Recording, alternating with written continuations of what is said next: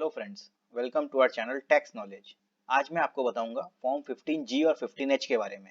ये दोनों फॉर्म क्या हैं, इनकी क्या वैलिडिटी है, इनकी क्या इंपॉर्टेंस है। इसके अलावा ये फॉर्म कौन सबमिट कर सकता है, कौन नहीं कर सकता है, और इस फॉर्म को कब सबमिट करना चाहिए। उसके अलावा अगर आप ये फॉर्म गलत सबमिट कर दें तो आपके ऊपर क्या कार्रवाई हो सकती है। तो ये सब चीज़ें आज मैं इस वीडियो में कवर करूंगा। तो हमारे वीडियो को आप एंड तक जरूर देखिएगा, क्योंकि मैं इसमें बहुत सारी ऐसी चीजें बताऊंगा जो आपको जानना बहुत जरूरी है फॉर्म 15G या 15H को सबमिट करने से पहले। इससे पहले कि हम आगे बढ़ें, मैं रिक्वेस्ट करूंगा कि आप हमारे चैनल को सब्सक्राइब करें, हमारे वीडियोस पे कमेंट्स, लाइक एंड शेयर करें। उसके अलावा बेल आइकन को प्रेस करें ताकि आपको हमारे वीडियोस के रेगुलर अपडेट्स मिलते रहें। दोस्तों, ऐसे कई टैक्स पेयर होते हैं जिनकी इनकम तो बिलो टैक्सेबल लिमिट है, लेकिन उनकी इनकम पर बार बार टीडीएस कटते रहता है। मान लीजिए वो बैंक में एफडी करा रखी है या किसी को लोन दे रखा है, उनकी इनकम तो बिलो टैक्सेबल लिमिट है, पर उसके ऊपर बार बार टीडीएस कट जाता है, जैसा कि नियम होता है। इसी के लिए इनकम टैक्स एक्ट में सेक्शन 197A लाया गया, जो कहता है कि अगर कोई असेसी जिसकी इनकम बिलो टैक्सेबल लिमिट है, तो कुछ ऐसी इनकम को आइडेंटिफाई कर दिया गया जिसके लिए अगर वो असेसी एक सेल्फ डिक्लेरेशन दे दे कि मेरी इनकम बिलो टैक्सेबल है, तो जो टैक्स डिडक्टर है वो टैक्स डिडक्ट नहीं करेगा। और इसी सेल्फ डिक्लेरेशन को सबमिट करने के लिए दो फॉर्म लाए गए, फॉर्म 15G और 15H। ये जो दोनों फॉर्म है एक सेल्फ डिक्लेरेशन फॉर्मेट है, बड़ा ही सिंपल फॉर्मेट है इनका, वो भी मैं आपको दिखाऊंगा।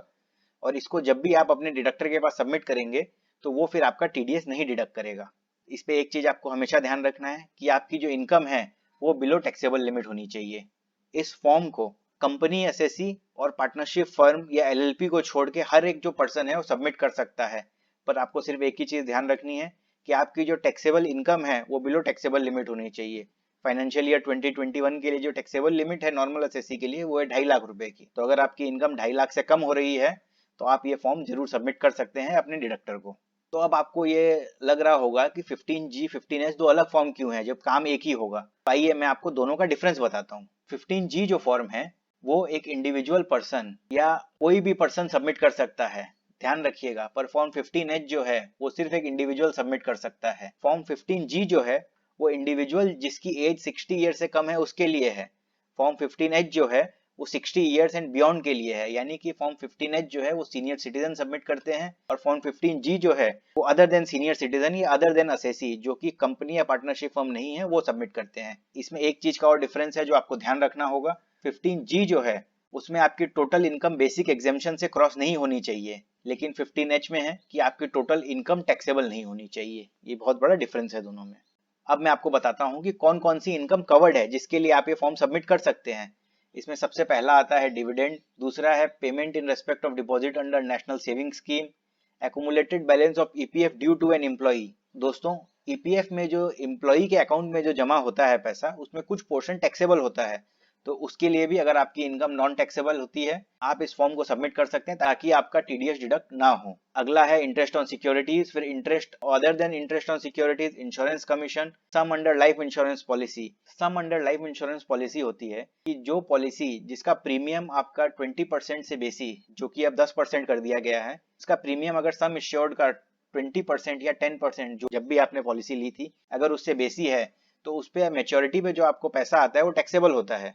तो इसी के लिए इसको भी इसमें कवर्ड किया गया है कि अगर आपकी टोटल इनकम नॉन टैक्सेबल हो रही है तो आप फॉर्म 15G या 15H यहाँ पर भी सबमिट कर सकते हैं। इसके अलावा आप फॉर्म 15G और 15H रेंट के लिए भी सबमिट कर सकते हैं। अब इनकम जो जो इसमें कवर्ड नहीं है वो होती है आपकी salary income, casual income, contract income, commission and brokerage, उसके अलावा fees for technical services. In incomes के लिए आप ये फॉर्म सबमिट नहीं कर सकते हैं। ध्यान रखिएगा, जो भी इनकम इस कवर्ड कॉलम में लिखी हुई है आप फॉर्म 15G या 15H सिर्फ इन्हीं के लिए सबमिट कर सकते हैं और किसी के लिए नहीं कर सकते हैं। अब अगला सवाल जो आपके मन में आ सकता है वो है कि इसको कब सबमिट करना चाहिए।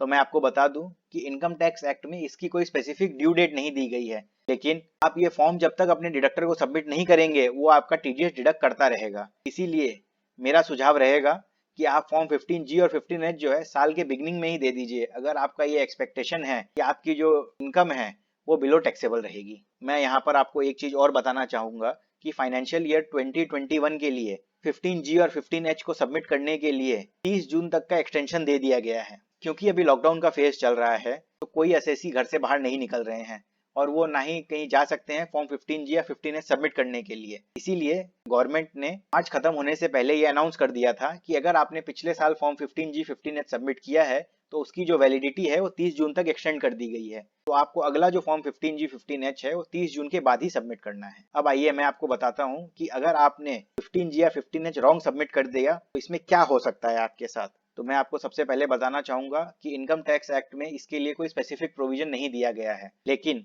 इनकम टैक्स में एक बहुत ही डेंजरस प्रोविजन है, वो है सेक्शन 277, जिसमें कहा गया है कि अ फॉल्स और wrong declaration attracts a penalty under section 277 of the act. तो इसका मतलब ये हो गया कि अगर आपने फॉर्म 15G या 15H रॉन्ग सबमिट किया गया है तो आपको सेक्शन 277 में पेनल्टी लग सकती है। पेनल्टी क्या लगेगी इसमें, आप विश्वास नहीं करेंगे, इसमें पेनल्टी है सीधा rigorous imprisonment which may range from 3 months to 2 years along with fine. जी हाँ दोस्तों, इसमें मिनिमम 3 महीने की जेल है, ऊपर में 2 साल की जेल, और रिगरस इम्प्रिजनमेंट है। इसका मतलब कि आपको वहां मजदूरी करनी पड़ेगी, सिंपल इम्प्रिजनमेंट नहीं है जहां आपको जेल में बंद कर दिया जाएगा। इसके अलावा इसका अगला क्लॉज जो है इस प्रोविजन का, वो कहता है कि अगर आपने टैक्स इवेजन 25 लाख से बेसी का किया है तो आपका जो जेल टर्म है वो 7 साल तक भी एक्सटेंड हो सकता है। तो इसीलिए ध्यान रखिएगा कि फॉर्म 15G या 15H जो आप सबमिट कर रहे हैं वो आपकी इनकम अगर बिलो टैक्सेबल ही है तभी सबमिट करें, उसके अलावा सबमिट ना करें।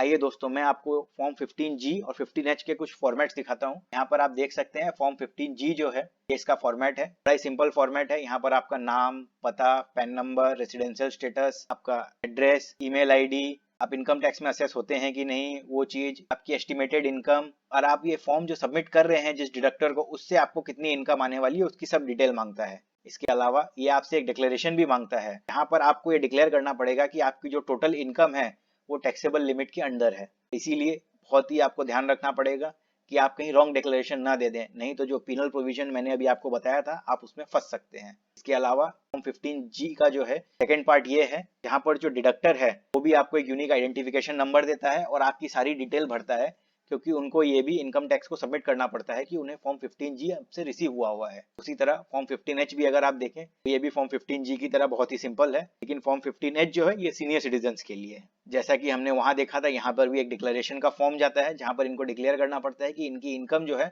वो बिलो टैक्सेबल लिमिट है। उसके अलावा सेम जैसे उसमें था, इसमें भी एक पार्ट 2 है जहां पर जो डिडक्टर है उसको भी ये डिटेल इनकम टैक्स को सबमिट करनी पड़ती है एक यूनिक नंबर के साथ कि उसके ये फॉर्म रिसीव हुआ है और जो इनकम वो उस पर्सन को देने वाला है वो बिलो टैक्सेबल लिमिट है। आइए दोस्तों, अब मैं आपको बताता हूँ फॉर्म 15G और 15H सबमिट करने से पहले आपको किन पॉइंट्स का ध्यान रखना पड़ता है। सबसे पहला है, इसमें पैन इज मैंडेटरी, तो आपको अपना जो पैन नंबर है करेक्ट कोड करना चाहिए, कोई कभी गलत नहीं करना चाहिए। उसके अलावा ऑब्टेन एक्नॉलेजमेंट फ्रॉम डिडक्टर, आप अगर फॉर्म 15G या 15H किसी के पास सबमिट कर रहे हैं उसे रिसीट जरूर लीजिएगा। अगला, फॉर्म 15G 15H जो है इसकी वैलिडिटी 1 साल की होती है, ये चीज आपको ध्यान रखना होगा। ऐसा नहीं है कि फॉर्म 15G 15H आपने सबमिट कर दिया है तो जब तक आपकी इनकम टैक्सेबल नहीं होगी आपके लिए वैलिड रहेगा, आपको ये हर साल सबमिट करना पड़ेगा। फॉर्म 15G 15H जो है आपको हर उस पर्सन को सबमिट करना होगा जो आपका TDS डिडक्ट कर सकता है। इसके अलावा एक चीज आपको ध्यान रखना होगा कि ऐसा हो सकता है कि जब साल शुरू हुआ तो आपकी एक्सपेक्टेशन थी कि आपकी इनकम टैक्सेबल लिमिट को क्रॉस नहीं करेगी, पर अगर आपको ये लगता है कि आपकी इनकम टैक्सेबल लिमिट क्रॉस करने वाली है या क्रॉस कर चुकी है, तो आपने जिन जिन पार्टियों को या जिन जिन डिडक्टर्स को आपने फॉर्म 15G या 15H सबमिट किया था उनको आपको एक और डिक्लेरेशन देना होगा कि आपकी इनकम जो है वो बेसिक एग्जेम्पशन को क्रॉस कर गई है। तो इससे होगा क्या कि अगले क्वार्टर से वो आपका TDS डिडक्ट करना स्टार्ट कर देंगे और इससे आपको एक फायदा होगा कि आपने उनको करेक्ट इन्फॉर्मेशन दी है, तो आपके ऊपर कोई पीनल प्रोविजंस नहीं होगा। तो आई होप ये वीडियो आपको बहुत पसंद आया होगा और आपको बहुत सारी ऐसी इन्फॉर्मेशन मिली होगी जो आपके लिए बहुत हेल्पफुल रहेगी। इसी तरह के और कंटेंट के लिए हमारे चैनल को आप सब्सक्राइब करिए। Thank you friends.